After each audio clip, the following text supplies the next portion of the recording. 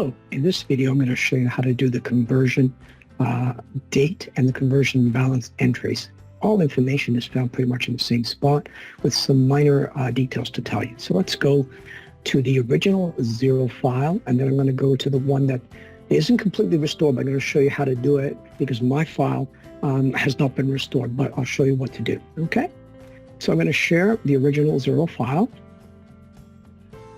And this is this one here, WOWzer Bookkeeping Services. And what I'm going to do is I'm going to go to Accounting and go to Advanced. I'm going to scroll down the bottom here. And you'll notice there's two dates here. There's November 2016 to October 31st, 17, and also 15 to 16. But you'll notice that when I go here, there's no data. So I don't want that one. I want this one, just in case you see more than one tab. In most cases, there's only one. So what you want is this date here, October 31st, 2017, because that's when the original items that were transferred over, the beginning of the file starts. So these are the ones that you want, okay? So October 31st and all these totals, okay? And you want it to bounce to 99810.15 on both sides. Now, the other thing that I want to draw your attention to, when I originally did this, I did not do it the way that Xero does it. You'll notice here it says accounts payable clearing. That is not the accounts payable account that has a subledger. I use this, but don't do that. Put in the actual accounts payable. And then if you have 1 or 30 accounts payable, I'll show you what to do with that. But what you also want to have open is, let's say it's accounts payable, and you may have accounts receivable as well. I'm just going to assume that there's only accounts payable.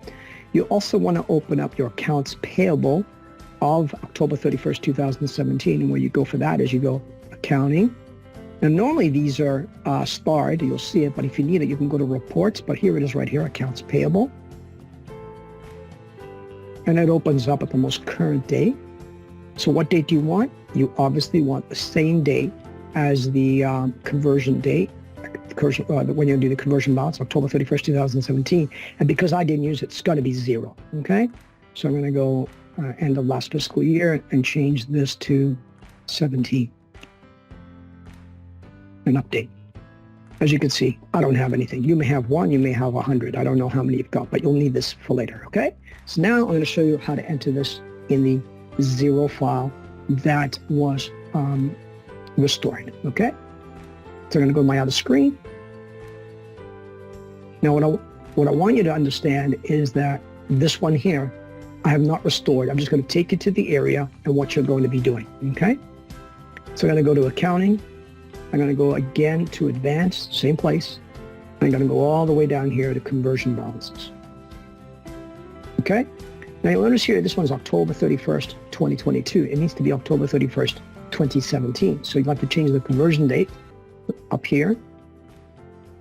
And you've got the October part, right? So if you want October 31st, it has to be the day after the following month. So it should be November. If you want this to say September 30th, this would say October. But we got that right. The year, you can just change it to 2017 and go save.